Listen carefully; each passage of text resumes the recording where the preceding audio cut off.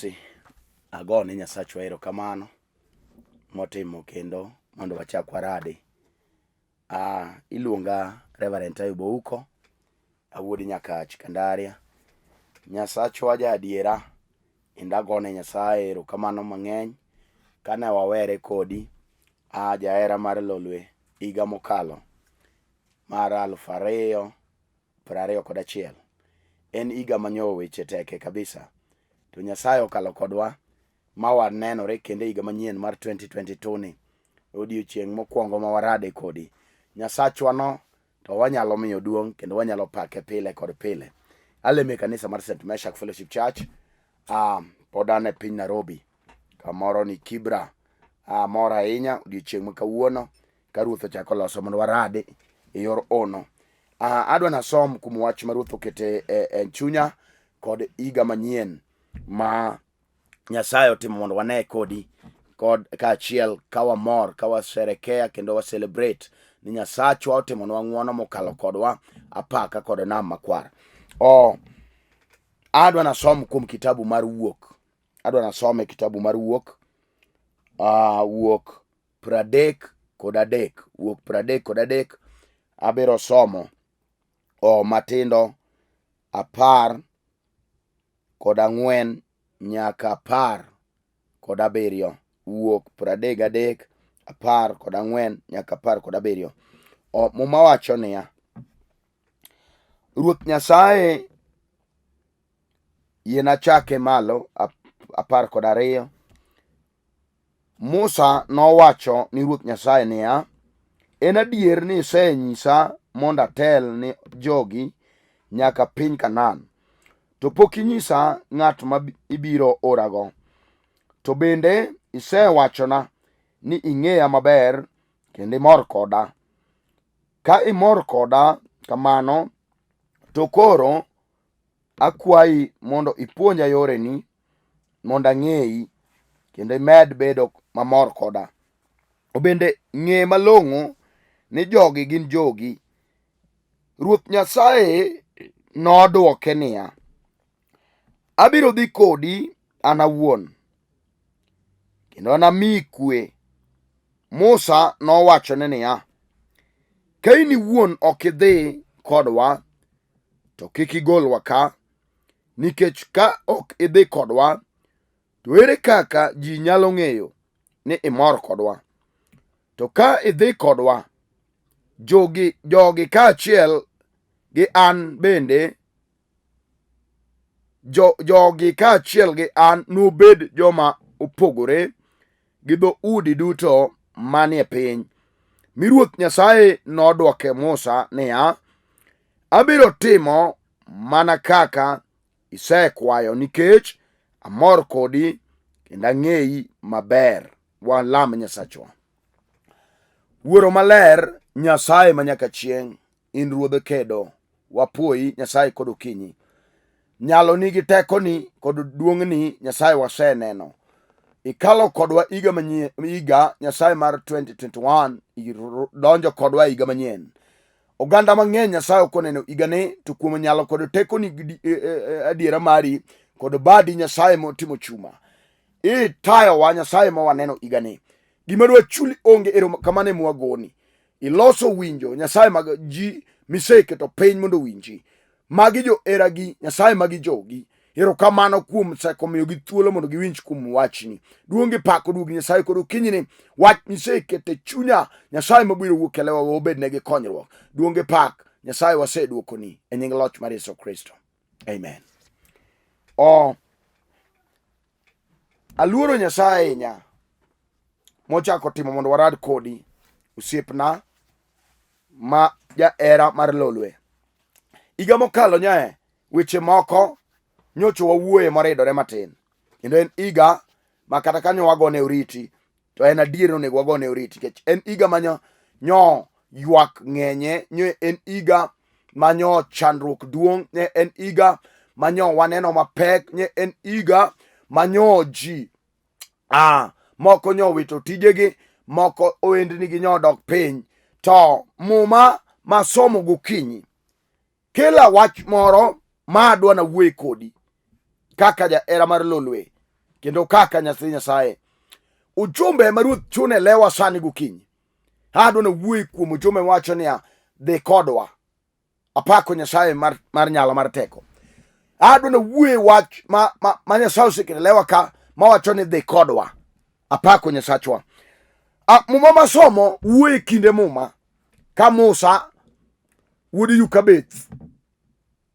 Nyasaye owale e kind chwo, to en ma Nyasaye noketo lodh nyinyo kuome mondo dhi ogol oganda Israel, ong'adgo mondo tere e loka machielo. To muma wacho niya, Musa sama nowale mondo ta oganda Israel ong'adgo nam makwar, to Musa wang'o bedo gi weche moko. Ong'eyo kaka loka machielo chalo, to wachno ok omiyo chunye obedo gi sunga, to neno kiwango kata pek gi ting' ma en go mar golo oganda e ong'ala machielo kitero gi ong'ala machielo. To mumocho ni nopenjo Ruoth Nyasaye niya, en adier nisenyisa mondo atel ni jogi nyaka piny Kanaan. Donjo e piny Kanaan ne ok tuk nyithindo, kendo ne ok en tuk mila. Ne en piny manodare ji. Ne en piny ma joge ne ywak. Ni idhi kawe gi thuono, ni idhi kawe ka nyiero onge, ni idhi kawe ka jok moko ninde rembgi. Piny Kanaan ni idhi kaw gi thuono. To Musa Nyasaye owale, hato nyise ni tel ne jogi kitero gi e piny maber mar Kanaan. Musa penjo Ruoth, en adier ni iseyiera miketo jogi lweta mondo atelnegi? To kata kamano, ubedo gi wach mar chuny ni kata kamano,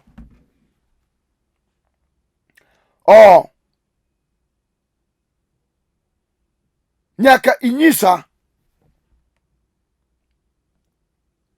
ng'at ma ibiro orago. Ofwenyo ni mbele ok ber kaka iparo.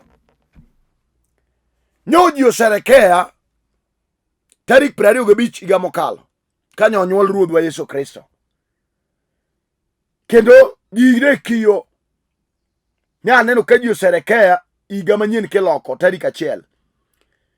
Musa ok obedo gi mor e chunye konyise notelno oganda Israel otere piny Kanaan. Nong'eyo lwenje manie yo, kendo nong'eyo ni ok en rido kende. Nitie milima na mabonde, wan gi thuche ng'wato mokiyo jowuoth, mokiyo jolweny, mokiyo ji mbele. To penjo ni en adier ni se ora mondo atel ne jogi nyaka piny Kanaan, to pok inyisa jal mibiro orago. To bende isewachona ni ing'eya maber. Ka imor koda kamano, to koro akwayi mondo ipuonja yore ni mokwongo, mondo ang'eyi kendo imed bedo mamor koda. To bende ing'e malong'o ni jogi gin jogi. Kamibedeni in mar Nyasaye, kendo ne ging'e dwach Nyasaye kuomi. Nyasaye kaka paro kodi ne ging'e, kendo ok gimoro kik wuondi ni nyalo tiyo gi pachi gi dwachi ka Nyasaye ok obedo ni Nyasaye. Joma ng'eny fail kech gikia dwach Nyasaye kuomgi. Higa mokalo nitie programs manyiketo, thothgi nyogo yamo. Gimomiyo ne gigo yamo, pach Nyasaye yie kia. Musa to penjo niya, en adier ni mor koda? To kimor koda kamano,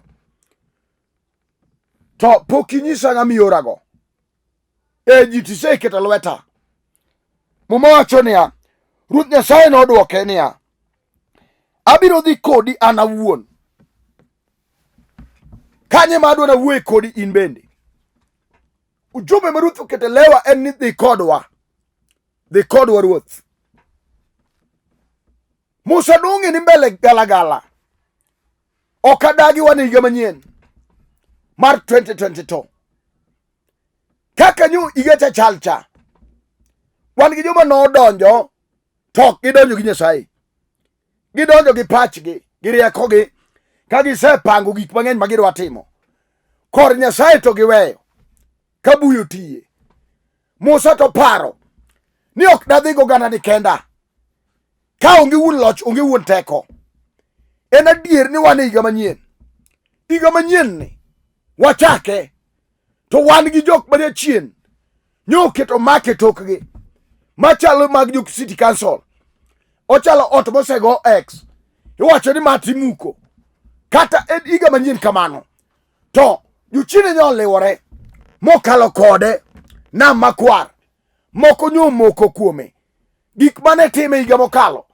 Jochine chwado lwetgi wacho ni gigo biro graduate kawuono gokinyi.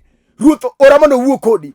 Sama Musa notelo noganda Israel to chunye nowuoyo kata obedo ni Ruoth Nyasaye nowale mondo tel nogandane, to penje niya, kata isewala mondo atelnegi to pok inyisa jal mibiro orago. Ere kaka ineno? Musa nopenjo ni isegolowa, to ere jal mwadhigo?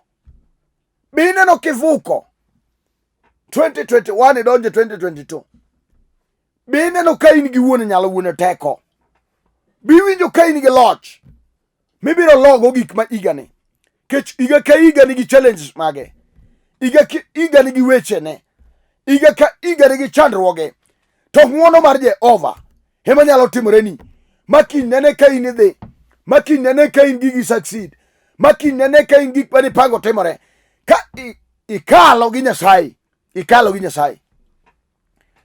Ruoth Nyasaye nodwoke, abiro dhi kodi an awuon kendo abiro miyi kwe. Kwe manyotami e higa mokalo, kwe no to negi yudi. Kwe manyotami e keny, kwe no negi yudi higani. Lweny manye ikedo go higa mokalo, lweny no nego bedni norume boda. Sama nye crossover timore, gik magalagala mane Satan opango ginto nonego gidong'e nam makwar kaka Farao gi joge ne mag lweny nodong'e nam. Chunyi wuoyo nang'o? Muma wacho niya, an abiro dhi kodi an awuon ka Nyasaye wuoyo gi Musa kendo abiro miyi kwe. Musa nomedo wachone niya, ka in iwuon ok idhi kodwa to kik igolwa ka. Nyiso ni gimoro amora kapok ichako pango gik misepango, onego ikwongi idware Nyasaye manyalo kalo kodi, onego idware Nyasaye mabiro kedo gi weche matek mbele, onego idware Nyasaye manyalo goyi jek, onego idware Nyasaye manyalo umi goinga maduong', onego idware Nyasaye mondo idhi gi Nyasaye, mondo idhi gi Nyasaye. Nyasaye ose confirm ne Musa ni an awuon abiro dhi kodi, to Musa pod odagi oramo, wacho ni ka in iwuon ok idhi kodwa to kare kik igolwa ka. Mano wach ma kata in inyalo ramo e nyim Nyasaye, iwach ni Ruoth higa mokalo nyakalo weche matek, to ka in iwuon ok ibi chako koda higani, Ruoth to kare nonego adong' higa mokalo. Ng'ato nyalo wuoyo kamano, ng'ato nyalo loso yie mawachne adier gik manyakale higa mokalo, higani ok achaka ne kendo. Gik manyakale e higa mokalo, higani kachako ok achaka kale chandruok. Tuo rumo e higa mar 2021, chandruok orumo gi dera, kuong'o rumo e higa mar 2021. Higani adonjo ka an ng'at Nyasaye, higani adonjo ka chinjo patan, higani adonjo gi Nyasachwa, higani adonjo gi nyalo manyien, higani adonjo gi loch machielo. Chunyi wuoyo nang'o? Musa wacho ni ka in iwuon ok idhi kodwa to kare ber kik igolwa ka. Mum Nyasaye wacho niya, nikech ka ok idhi kodwa to ere kaka ji nyalo ng'eyo ni imor kodwa? Ji nyalo ng'e nade ni in ng'ama war? Ere kaka ji biro ng'eyo dhako ni in min kanisa? Ji ne ng'e nade ni dalani oware ji?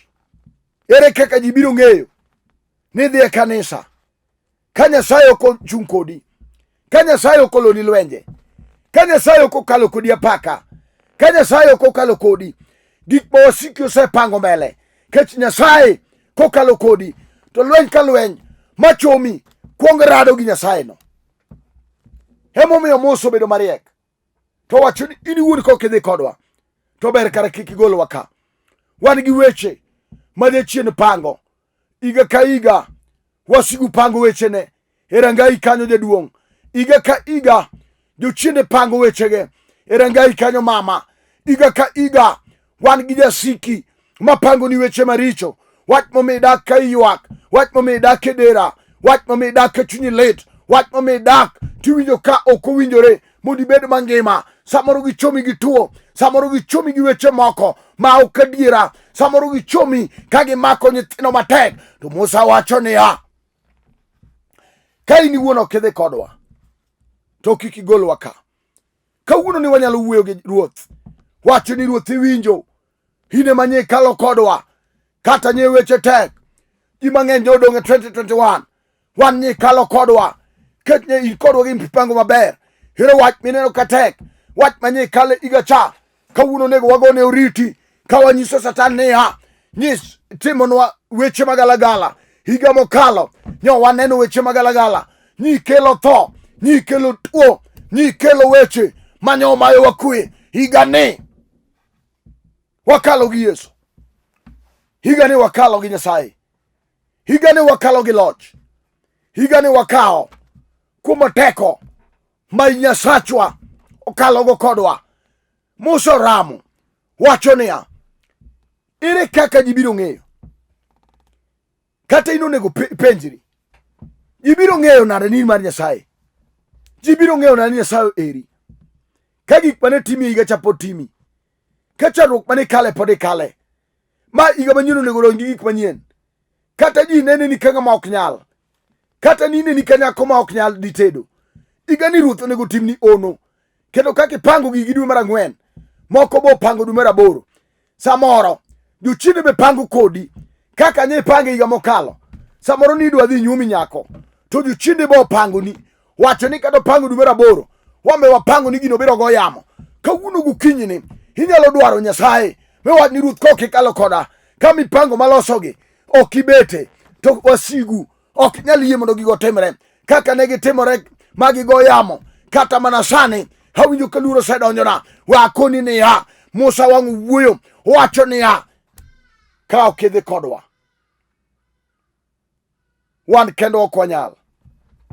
Pach dhano rem, mipango mar dhano rem, programs magwa rem ka Nyasaye ok odhi kodwa. Mane miyo Ruoth oketo jumbe lewa ni Nyasaye dhi kodwa, dhi kodwa in Nyasaye. Kata ino ne gidwar Nyasaye e higa ni mondo Ruoth odhi kodwa. Kata in inyalo dwaro Nyasaye me wach ni Ruoth nyithinda kete lweti. Kata in ino inyalo dwaro Nyasaye me wach ni winjo Ruoth dhi koda higa mar 2022 aseketo kenya lweti. Kata in inyalo manyo Nyasaye kata ibed nyako matin, wach ni Ruoth adwari higa ni adwa neni. Kata obed mana dala mar maundu maweche teke, kata obed kami ike iga ka iga, kata iga manyo kalo nyu ike yora jali. Wakoni niya, Nyasaye ok nen kamano. Higa ni chunyi nyalo yiech me wach niya, Ruoth dhi koda, higa ni bed koda, ilochna higa ni. Ajali wache jali manyo chamo dalawa kawuono rume nyingi Yesu nikech teko ma Nyasaye kalo gi ji.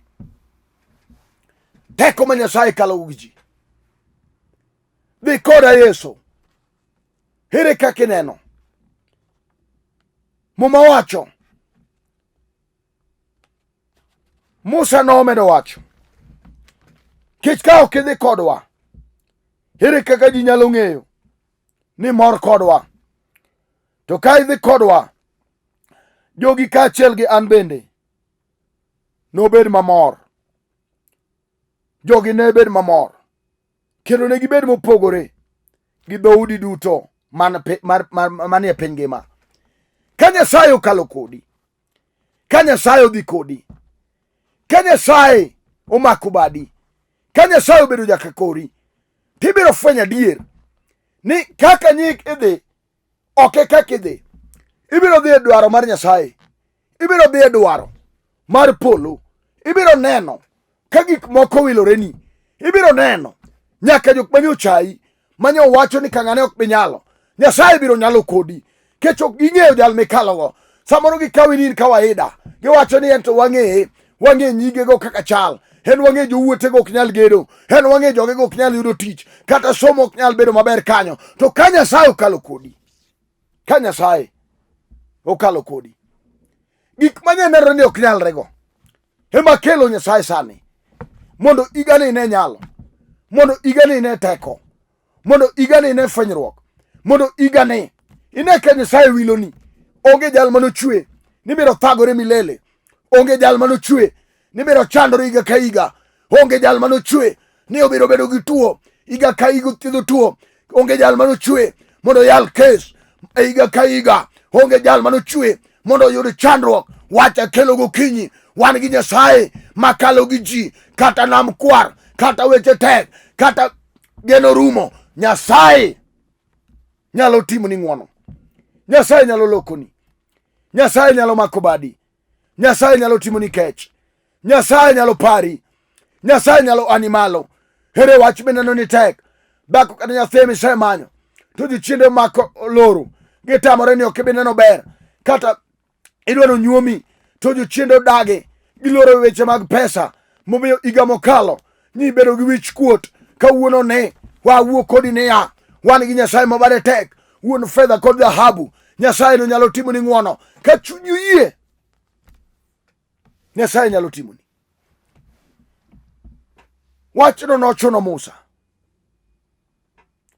mondo par ni ok anyal dhi kenda ka Nyasaye onge. Kata mana in abiro mondo anyisi, dhi tek ka Nyasaye onge. Ibiro neno weche matek ka Nyasaye odong' chien. We Nyasaye otelni, we Nyasaye omak badi, we Nyasaye otele nyimi, we Nyasaye otele programs gi, we Nyasaye otelni mbele nyithindo, we Nyasaye otele kenyni no, we Nyasaye otelne chuori, we Nyasaye otelne chiegi, we Nyasaye mondo bed mbele maro andi, we Nyasaye mondo tayi ka ok dilo. Musa wacho, to ka idhi kodwa, jogi kaachiel gi an nobed joma opogore gi dhoudi duto man piny. Mi Ruoth Nyasaye nodwoke niya, abiro timo mana kaka isekwayo, nikech amor kodi. Biwinjo ka Ruoth omor kodi. Gima tamo Nyasaye mondo kik bed mamor gi ng'ato en tim ng'ato. Mondo Nyasaye bed mamor gi ng'ato, nyaka obed ni jalni bo oseloko kite, oseloko yore, oseloko kaka oneno, oseloko kaka oparo, oseloko chunye. Kech wan gi jima kaka noparo higa mokale kaka oparo sani. En oneno mana tho, oneno joma lawe, en oneno ni gik moko ok nyalre. Oweni ji pod ni higa machon. Wakoni, Musa oneno Nyasaye, ng'ama Nyasaye otelone. Gik mineno tek go mama, gigi ma Nyasaye dwaro. Gik mineno nolorore matek, mane gima Nyasaye dwaro. Kamineno ni kori tunde nam, kanye ma Nyasaye lose yo. Kamineno nolorore no, kanye ma Nyasaye powe yo makinyine ka en adier ma ji wach ni dhako ni odhi kajuoga, dichuo ni odhi kajuoga. Nyise niya, an ga juoga mare juokni, kech wan gi joma be chunje moko lao, ok dwane gi ber. To Nyasaye manochwi to chweya, opango ni gik mabecho e higani. In monego ilok pachi atil ne gik moko mopogore. Kata ne gimako nyithindo gi lingo, gitamore ni onge ber. Samoro wuoyi maduong' oseng'ado yien mondo gedi mochwak yiende, samoro kongo lal kode oko, samoro oyalo kes moro matek, onge gima ber monyalo neno. Wawuok kodi niya, Nyasaye nigi teko mar loko gino sani. Nyasaye nigi teko, onge gima tek manyalo tame. Kata marino nyalore, kibedo gi yie, marino nyalore anyala. Iga manyien inyalo dagi. Miwach ni okachaka wuothe chandruok, okachaka wuothe kuong, okachaka wuothe jela, okachaka wuothe twech, okachaka wuothe chandruok kendo, kech Nyasaye okalo koda. Muma wacho niya, losie wadwa lamo Nyasachwa. Ka idhi kodwa, to jogi kaachiel gi an nobed joma opogore e dhoudi duto manie piny. Mi Ruoth Nyasaye nodwoke Musa niya, abiro timo mana kaka isekwayo, nikech amor kodi kendo ang'eyi maber. Ka Nyasaye mor kodi, to gimoro amora mipango biro dhi kare. Ka Nyasaye mor kodi, gimoro amora midwaro nyaka iyudi. Ka Nyasaye mor kodi, onge gima tek manyalo tamo Nyasachwa. Kata tek osetamo jothieth, kata tek osetamo nyamrerwa, kata tek osetamo joma timo ni counseling, kata tek osetamo court, to Nyasaye ok onyal tamo. Dogane kuom Nyasaye manochweyi, dogane kuom jachwech. Dwarane Nyasaye mondo okal kodi, dwarane Nyasaye mondo iwuothgo e higa manyien mar 2022. Kama weche nitie magalagala, Nyasaye biro kalo kodi, ok odeore. Ondike muma mar Kwan, ondike muma mar Kwan 6:22 wacho niya, Ruoth Nyasaye nowacho ni Musa ni mondo onyis Harun niya, ka igwedho jo-Israel, to magi weche manyaka ikonyrigo. Magi weche bamba dwana nyisu e higa manyien mar 2022. Magi weche madwana kor kuomu. Ruoth Nyasaye mondo gwedhu kendo ritu e higani. Ruoth Nyasaye mondo gwedhu kendo ritu. Ruoth Nyasaye mondo rienyu kendo ng'wonnu. Ubed taya e mbeleni, ato rienynu to ng'wonnu. Kichwan gi weche manyotimore chien, ma ka Ruoth Nyasaye ok ong'wononu, to ok inyal dhi maber. Inyalo neno ni onge ber mar pinyni. Ruoth Nyasaye mondo rienynu kendo ng'wonnu. Ruoth Nyasaye mondo rangu maber kendo kelnu kwe. Ibed gi kwe manyotamore. Kamano e kaka gini hul nyinga ni jo-Israel, kendo an agwedhgi. Nyasaye mondo gwedhnau e higani. Iweyne ng'wono, higani iweyne loch. Hadwana lam kodi kama tundeno. Ka iwinjo adier ni higani Ruoth onego wuoth kodi, higani Ruoth onego tayi, higani Ruoth onego lochni, gaga chungi piny mondo lam kodi. Kinyalo ting'o badi malo, kinyalo mako TV. Nyasaye maduong' mar nyalo mar teko, asepuya walia me nyingi duong'. Erokamano Nyasachwa. Musa wang'o wuoyo kodi. Nyasaye ni in kokidhi kodwa, to kare ber mondo iwewa ka. Kawuono ni aseketo wadani e lweti, aseketo famili ni e lweti, aseketo dichuo ni e lweti, aseketo dhako ni e lweti, aseketo dala ni e lweti sani, mondo ibed kode Nyasaye. Higa manyien mar 2022 ni waone nyalo maduong', ichangi kuom tuo, iyawne yo Nyasachwa, iwene Nyasaye richone, ipuodhe kuom ketho, irieny nyime Nyasachwa, igwedhe nyaka nyako matin madwaro ode. Kel sikul fi Nyasaye ka jogi neno ng'wono. Iting'wa malo higani kaka oganda mar Lolwe TV. Wewa ne nyalo ni maduong'. Duong' odog ni mosiko manyaka chieng'. Alamo ka yie e nying loch mar Yesu Kristo. Ne johera duto mag Lolwe TV, gini en marwa mar joluo. Wang'eyo higani ko wachako, wang'eyo ni Lolwe TV mae marwa mar joluo, kendo kae ma wayale Yesu mondo oganda wa mag joluo be oyud wach kokalo e TV ni. Nyasaye mondo ting' TV ni malo. Nyasaye mondo timnu ng'wono duto te e higani. Ichak kod Nyasaye e higani. Nyasaye mondo telnu e higani. Nyasaye mondo gwedhu e higani. Nyasaye mondo rienynu e higani. Ilo lwenje te mane ok onyal loyo. weche